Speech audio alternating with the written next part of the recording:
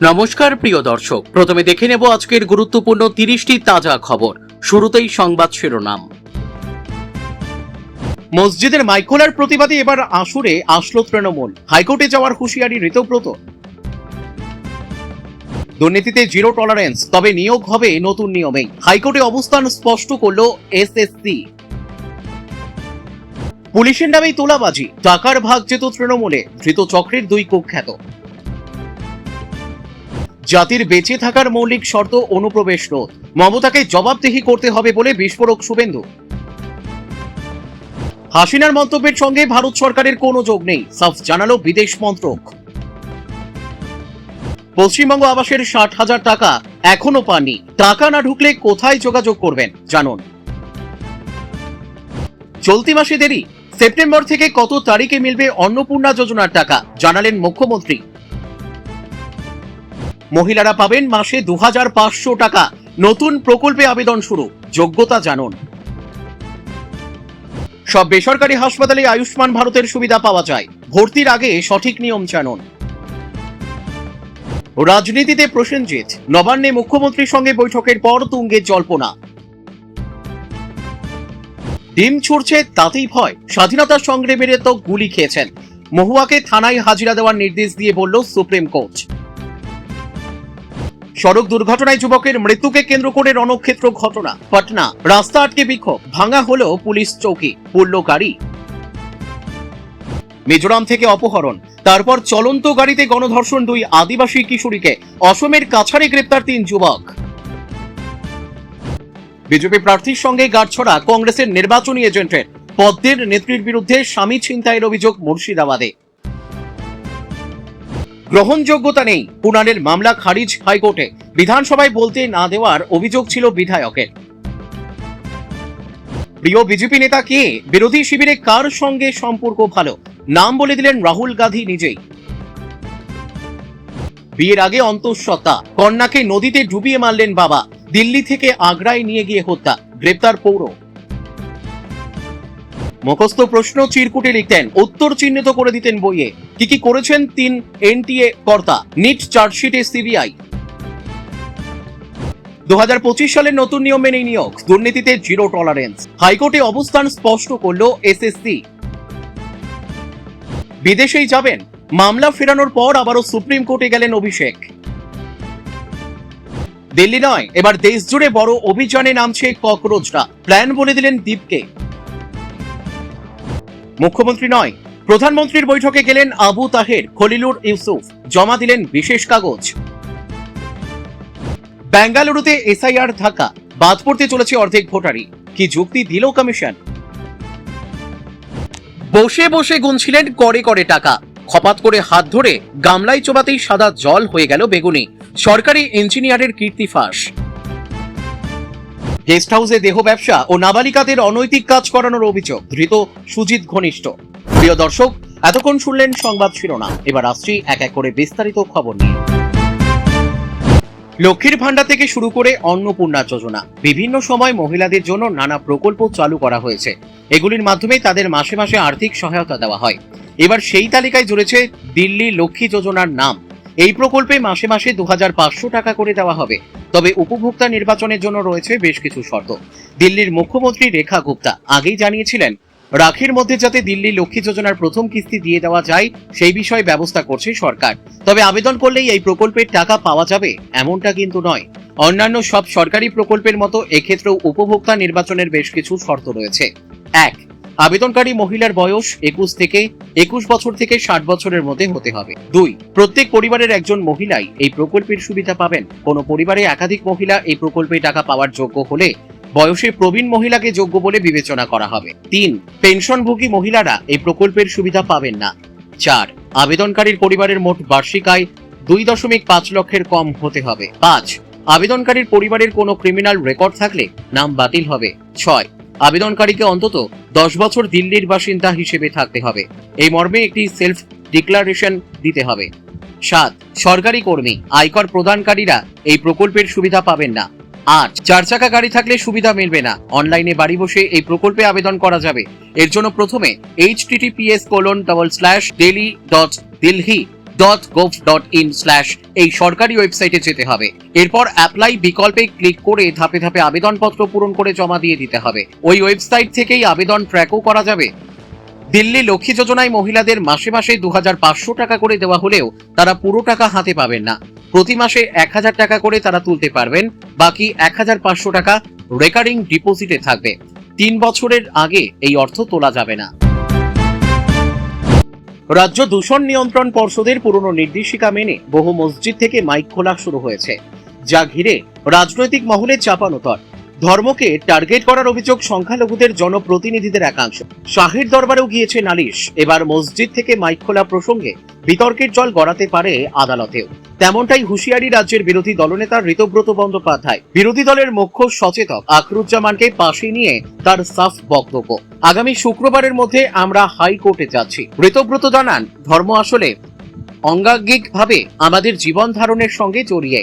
আমরা মুখ্যমন্ত্রীকে বলেছি এই বিষয়টা নিয়ে কোর্টেও যাব। শুক্রবার বিধানসভায় মুখ্যমন্ত্রী শুভেন্দু অধিকারীর সঙ্গে আসল তৃণমূলের প্রায় 16 বিধায়ক বৈঠকে বসেন। সেই বৈঠক শেষে সাংবাদিকদের মুখোমুখি হয়ে মসজিদের মাইক খোলার বিষয়টি মুখ্যমন্ত্রীর সামনে তুলে ধরেছেন তারা। ঋতব্রত জানান, ধর্ম আসলে অঙ্গাঙ্গিকভাবে আমাদের জীবন ধারণের সঙ্গে জড়িয়ে। আমরা মুখ্যমন্ত্রীকে বলেছি এই বিষয়টা নিয়ে কোর্টেও যাব।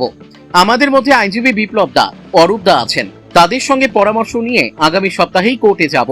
শব্দ দূষণ রোধে সুপ্রিম কোর্টের বেঁধে দেওয়া আইন মেনেই মাইক বাজানোয় সমস্যা কোথায়? বৃহস্পতিবারই স্বরাষ্ট্রমন্ত্রীর কাছে এই প্রশ্ন নিয়ে হাজির হয় বাংলার 3 এনসিপিআই সাংসদ। তাদের সাফ বক্তব্য ছিল, নির্দিষ্ট কোনো ধর্মকে যেন টার্গেট না করা হয়। যদি আইন হয় তাহলে সমস্ত ধর্মীয় প্রতিষ্ঠানের ক্ষেত্রে তা কার্যকর হোক। বৃহস্পতিবার দিল্লিতে শাহের বৈঠকে এ প্রসঙ্গে পদক্ষেপের আবেদন জানান এনসিপিআই এর 3 সংখ্যালঘু সাংসদ আবু তাহের, খলিলুর রহমান, ইউসুফ পাঠানরা।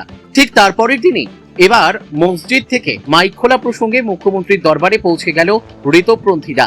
পাশাপাশি ডিলিমিটেশন প্রসঙ্গেও এদিন মুখ্যমন্ত্রীর সামনে তুলে ধরা হয় বলে জানান বিরোধী দলনেতা। সাংবাদিক বৈঠকে তার বক্তব্য, অনুপ্রবেশকারীদের প্রতি আমাদের কোনো সহানুভূতি নেই। তাদের বিরুদ্ধে আইনানুগ ব্যবস্থা নেওয়া হলে হোক, কিন্তু ধর্মের ভিত্তিতে দেশের নাগরিকদের ভাগ করা চলবে না। শুনানি খাতুনের মতো ঘটনা যাতে না ঘটে। মুখ্যমন্ত্রীর মাধ্যমে কেন্দ্রের সরকারের কাছে আবেদন জানিয়েছি, দেশের নাগরিকদের অধিকার যেন ধর্মের ভিত্তিতে আঘাতপ্রাপ্ত না হয়। সমস্তটা কোর্টে জানাবো। রিজিওনাল ভাবে ট্রাইব্যুনালের পক্ষে সওয়াল করে মুখ্যমন্ত্রীকে দরবার করা হয়েছে বলে জানিয়েছেন আসল তৃণমূলের স্রষ্টা।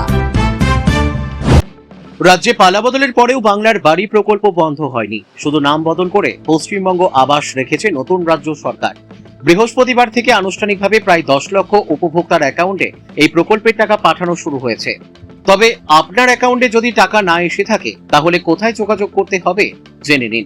বাংলার বাড়ির যেসব উপভোক্তা প্রথম কিস্তির টাকা দিয়ে লিন্টেল স্তর অবধি বাড়ির নির্মাণ কাজ সম্পূর্ণ করেছেন, তাদের দ্বিতীয় কিস্তি পাঠাতে শুরু করেছে রাজ্য। নির্দিষ্ট নিয়ম মেনে ধাপে ধাপে প্রায় 10 লক্ষ উপভোক্তার অ্যাকাউন্টে দ্বিতীয় কিস্তির 60,000 টাকা পাঠানো হবে।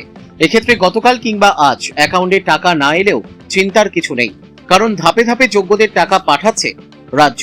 তবে উপভোক্তাদের নিয়মিত ব্যাংক অ্যাকাউন্ট চেক করার পরামর্শ দেওয়া হয়েছে, তাহলে টাকা ঢুকলেই তারা জানতে পারবেন।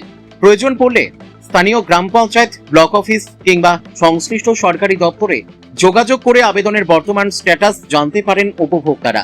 এক্ষেত্রে কোনো রকম ভুয়ো খবরে কান না দিয়ে শুধুমাত্র সরকারি তথ্যের উপর তাদের নির্ভর করতে বলা হয়েছে। এছাড়া পশ্চিমবঙ্গ আবাস যোজনার যেসব গ্রাহকের বাড়ির কাজ এখনো লিন্টেল স্তর অবধি পৌঁছয়নি, তাদেরও চিন্তার কোনো কারণ নেই। কাজ সম্পূর্ণ হওয়ার পর ফের সরকারি সমীক্ষা ও যাচাই হবে। সবকিছু ঠিক থাকলে পরবর্তী ধাপে তাদের দ্বিতীয় কিস্তির 60,000 টাকা করে দেওয়া হবে। এদিকে গতকাল থেকে পশ্চিমবঙ্গ আবাস যোজনার দ্বিতীয় কিস্তি দেওয়া শুরু হতেই দরিদ্র সীমার নিচে থাকা সরকারি উপভোক্তাদের মুখে হাসি ফুটেছে। রাজ্য সরকারের থেকে 60,000 টাকা করে পেলে অসমাপ্ত বাড়ির কাজ সম্পূর্ণ করতে পারবেন তারা। মুখ্যমন্ত্রী শুভেন্দু অধিকারী সীমান্ত রক্ষা এবং অনুপ্রবেশ নিয়ে কড়া বার্তা দিয়েছেন। তিনি স্পষ্ট করে বলেছেন, সীমান্ত নিরাপত্তা ও জনসংখ্যার ভারসাম্য কোনো দলীয় রাজনীতির বিষয় নয়, এগুলি জাতীয় অস্তিত্বের প্রশ্ন। তিনি অভিযোগ করছেন, কেন্দ্রীয় সরকার বারবার পশ্চিমবঙ্গের সীমান্ত সুরক্ষিত করতে জমি চেয়েছিল, কিন্তু তৃণমূল কংগ্রেসের তোষণ ও ভোট ব্যাংক রাজনীতির কারণে জাতীয় অখণ্ডতা বিপন্ন হয়েছে। সীমান্ত নিরাপত্তায় বাধা দেওয়া মানেই অনুপ্রবেশকে উৎসাহিত করা এবং রাজ্যের জনবিন্যাসকে অস্থিতিশীল করা। মমতা বন্দ্যোপাধ্যায়ের আগের সরকারকে জাতীয় প্রতিরক্ষার চেয়ে রাজনৈতিক স্বার্থকে প্রাধান্য দেওয়ার জন্য জবাবদিহি করতে হবে বলেও তিনি মন্তব্য করেছেন। মুখ্যমন্ত্রীর এই বক্তব্যে জোরালোভাবে উঠে এসেছে সীমান্ত সুরক্ষার প্রশ্ন। তিনি বলেছেন, ভোট ব্যাংকের নাম করে অনুপ্রবেশকারী ঢুকিয়ে তৃণমূল সরকার যে ক্ষতি করেছে বাংলার, তার জবাবদিহি করতে হবে। তিনি বলেছেন, দেশের সীমান্ত রক্ষা করা কোনো রাজনৈতিক দলের ইচ্ছা অনিচ্ছার বিষয় হতে পারে না, এটা জাতির বেঁচে থাকার মৌলিক শর্ত। পশ্চিমবঙ্গের সঙ্গে বাংলাদেশের দীর্ঘ সীমান্ত রয়েছে, সেখানে কাঁটাতারের বেড়া নির্মাণ ও নিরাপত্তা ব্যবস্থা জোরদার করতে কেন্দ্র বহুবার জমি চেয়েছিল, কিন্তু আগের সরকার সেই অনুরোধকে উপেক্ষা করেছে। এর ফলে অনুপ্রবেশকারীদের প্রবেশ সহজ হয়েছে এবং রাজ্যের জনসংখ্যার চরিত্র বদলে যাওয়ার আশঙ্কা তৈরি হয়েছে। শুভেন্দু অধিকারী আরো বলেছেন, সীমান্ত নিরাপত্তায় বাধা সৃষ্টি করা সরাসরি অনুপ্রবেশকে উৎসাহিত করে। এর ফলে স্থানীয় মানুষের জীবন জীবিকা, সংস্কৃতি ও নিরাপত্তা হুমকির মুখে পড়ে।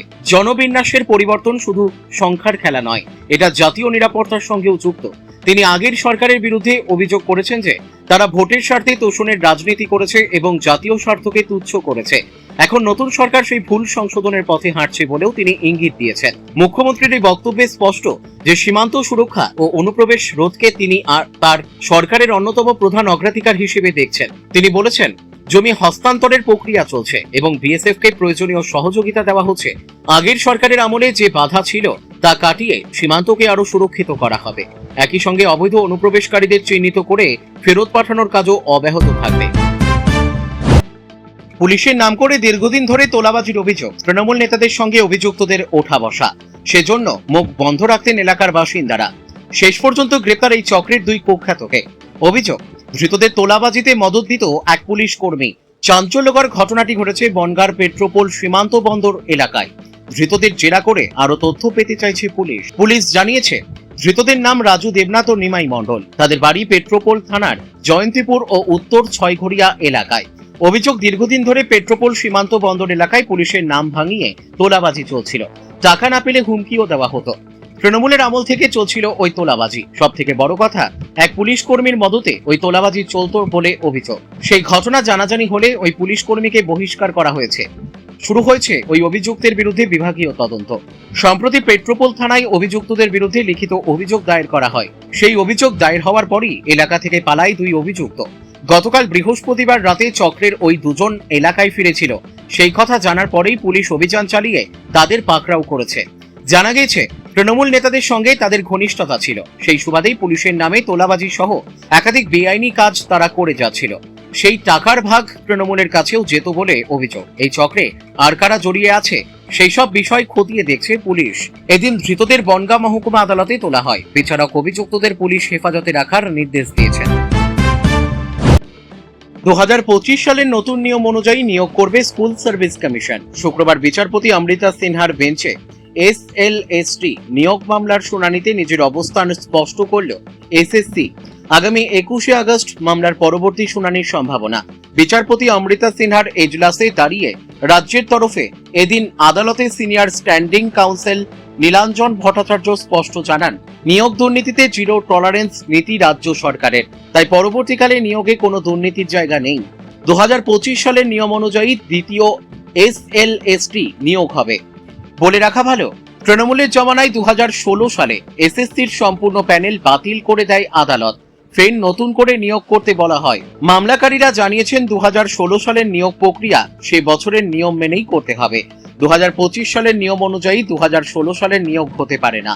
রাজ্যের ক্ষমতার পালাবদলের পর হাইকোর্টের তরফে এসএসসির অবস্থান স্পষ্ট করতে বলা হয়। সেই অনুযায়ী শুক্রবার বিচারপতি অমৃতা সিনহার এজলাসে নিজেদের অবস্থান স্পষ্ট করে এসএসসি। এদিন আদালতে ওবিসি সংরক্ষণের বিষয়টিও ওঠে। অন্যান্য অনগ্রসর শ্রেণীর 17% আসন সংরক্ষিত ছিল। 2010 সালের পর 5 লক্ষের শংসাপত্র বাতিল করে হয়। তবে বর্তমানে নতুন নিয়ম লাগু হয়েছে, সংরক্ষণ কমিয়ে 7% করা হয়। সেই বিষয়টিও এবার নিয়োগের ক্ষেত্রে মাথায় রাখতে হবে বলেই জানান বিচারপতি। সেক্ষেত্রে রাজ্য সরকার এবং এসএসসি কে সমন্বয় সাধন করে নিয়োগ প্রক্রিয়া সম্পূর্ণ করতে হবে বলেও জানান বিচারপতি সিনহা।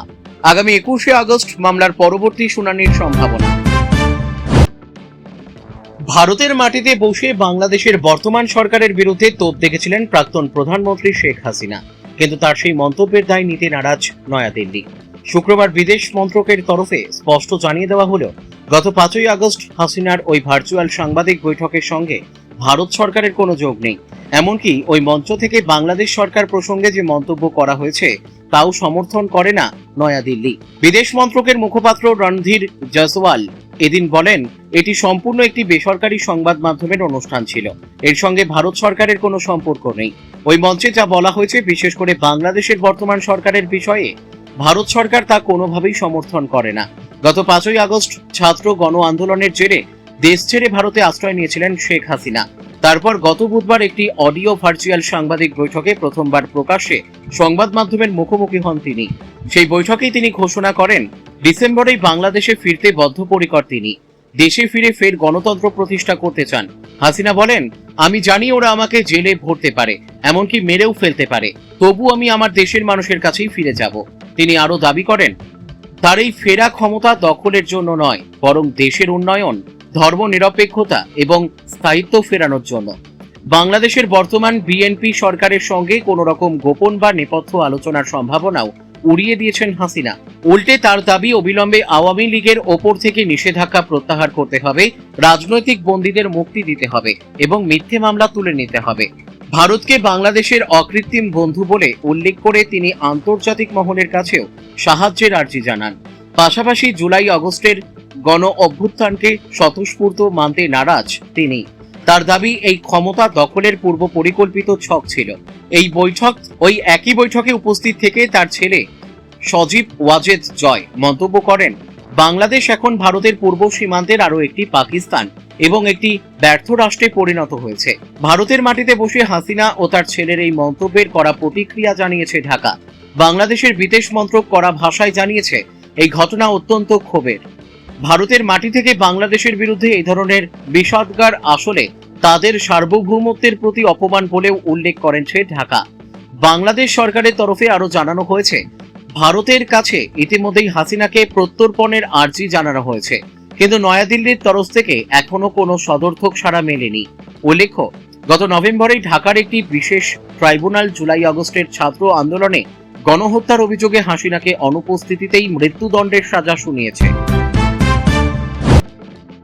আর 2 মাসে বহু উপভোক্তা এই সময় টাকা পেয়ে গেলেও এবারে যত দিন গড়াচ্ছে, অন্নপূর্ণা যোজনা নিয়ে চিন্তা বাড়ছে আবেদনকারীদের। জুন জুলাইতে মাসের প্রথম দিকেই বহু আবেদনকারী নিজেদের অ্যাকাউন্টে অন্নপূর্ণা যোজনার 3000 টাকা পেয়ে গিয়েছিলেন।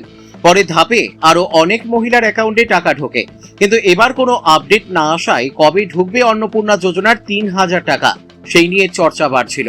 যদিও সমস্ত কল্পনা জল্পনার অবসান ঘটিয়ে বৃহস্পতিবারই বড় ঘোষণা করে মুখ্যমন্ত্রী শুভেন্দু অধিকারী। জানান, আগামী 17ই আগস্ট থেকে যোগ্য আবেদনকারীদের ব্যাংক অ্যাকাউন্টে অন্নপূর্ণা প্রকল্পের টাকা পাঠানো শুরু হবে। মুখ্যমন্ত্রী বলেন, যাচাই প্রক্রিয়া সম্পূর্ণ হওয়ার পর যোগ্য সব আবেদনকারীদের অ্যাকাউন্টে 17ই আগস্ট থেকে অন্নপূর্ণার 3000 টাকা ঢুকতে থাকবে। মুখ্যমন্ত্রী এও বলেন, এটা সরকারি টাকা, তাই সমস্ত নিয়ম মেনেই তা প্রদান করা হবে। শুধু তাই নয়, এরপরই আবেদনকারীদের চিন্তা দূর করে মুখ্যমন্ত্রী বলেন, প্রথম কিস্তির পর থেকে প্রতি মাসের দ্বিতীয় সপ্তাহে নিয়মিতভাবে এই প্রকল্পের টাকা উপভোক্তাদের ব্যাংক অ্যাকাউন্টে পাঠানো হবে। উল্লেখ্য, এখনো পর্যন্ত অন্নপূর্ণা যোজনায় মোট 2,16,00,000 আবেদন জমা পড়েছে। বর্তমানে চলছে ভেরিফিকেশন প্রক্রিয়া। সমস্ত আবেদন যাচাই ভেরিফাই করে তারপরে যোগ্য আবেদনকারীদের বেছে নেওয়া হচ্ছে। এই মুহূর্তে সেই কাজ প্রায় শেষ পর্যায়ে পৌঁছেছে। মুখ্যমন্ত্রী জানিয়েছেন, 17ই আগস্টের মধ্যে 10ই জুলাই পর্যন্ত জমা পড়া সমস্ত আবেদনপত্রের ভেরিফিকেশন সম্পূর্ণ করা সম্ভব হবে। 11ই জুলাই থেকে 31শে জুলাই পর্যন্ত জমা পড়া আবেদনগুলির যাচাই করে সম্পূর্ণ প্রক্রিয়া শেষ করতে আরো কিছুটা সময় লাগবে বলে জানিয়েছেন শুভেন্দু অধিকারী। পাশাপাশি তিনি এও বলেছেন, যাতে এই মাসের মধ্যেই ভেরিফিকেশন সম্পূর্ণ হওয়া আবেদনগুলির পরবর্তী প্রক্রিয়া শুরু করা যায়, সেই লক্ষ্যে কাজ করা হচ্ছে। বাংলার মানুষই এবার আয়ুষ্মান ভারত প্রধানমন্ত্রী জন আরোগ্য যোজনা তথা আয়ুষ্মান ভারত যোজনার সুবিধা পাবে। এই প্রকল্পের মাধ্যমে উপভোক্তাদের বছরে 5 লক্ষ টাকার ক্যাশলেস চিকিৎসার সুবিধা দেওয়া হয়। তবে দেশের সব বেসরকারি হাসপাতালে কি আয়ুষ্মান কার্ডের সুবিধা পাওয়া যায়? এই নিয়ে অনেকের প্রশ্ন রয়েছে। বাংলার পাশাপাশি দেশের একাধিক সরকারি ও বেসরকারি হাসপাতালে আয়ুষ্মান ভারত যোজনার সুবিধা পাওয়া যায়। একথা শুনে অনেকেই মনে করেন দেশের সব বেসরকারি হাসপাতালেই হয়তো এই প্রকল্পের সুবিধা মেলে, যদিও বাস্তবে এমনটা নয়। আসলে নিয়ম অনুযায়ী আয়ুষ্মান কার্ড থাকলেই যে কোনো বেসরকারি হাসপাতালে এর সুবিধা পাওয়া যায় না। সরকার অনুমোদিত অথবা এমপ্যানেলড হাসপাতাল হিসেবে তালিকাভুক্ত সরকারি ও বেসরকারি হাসপাতালেই এই প্রকল্পের সুবিধা মেলে। এক কথায় বলতে হলে কোনো হাসপাতাল আয়ুষ্মান ভারত যোজনার সঙ্গে যুক্ত না থাকলে সেখানে এই প্রকল্পের সুবিধা পাওয়া যাবে না। সেই কারণে চিকিৎসার জন্য কোথাও ভর্তি হওয়ার আগে অবশ্যই দেখে নেওয়া উচিত সেটির নাম আয়ুষ্মান ভারতের তালিকায় রয়েছে কি না। ঘরে বসে নির্দিষ্ট সরকারি ওয়েবসাইটে গিয়ে খুব সহজেই এই তথ্য দেওয়া দেখা যায়। বর্তমান সময়ে চিকিৎসা পরিষেবা বেশ ব্যয়বহুল হয়ে গিয়েছে। এই পরিস্থিতিতে আয়ুষ্মান ভারত কার্ড থাকলে অনেকটা সুরাহা হয়। এই প্রকল্পের মাধ্যমে দেশের কোটি কোটি মানুষ উপকৃত হয়েছেন। এবার বাংলার মানুষও এর সুবিধা পাবেন। তবে দেশের সব সরকারি বা বেসরকারি হাসপাতালে আয়ুষ্মান ভারত যোজনার সুবিধা পাওয়া যায় না। তালিকাভুক্ত স্বাস্থ্য কেন্দ্রগুলিতেই এর সুবিধা মেলে। তাই ভর্তি হওয়ার আগে সংশ্লিষ্ট সরকারি বা বেসরকারি হাসপাতালের নাম আয়ুষ্মান ভারতের তালিকায় রয়েছে কিনা তা অবশ্যই দেখে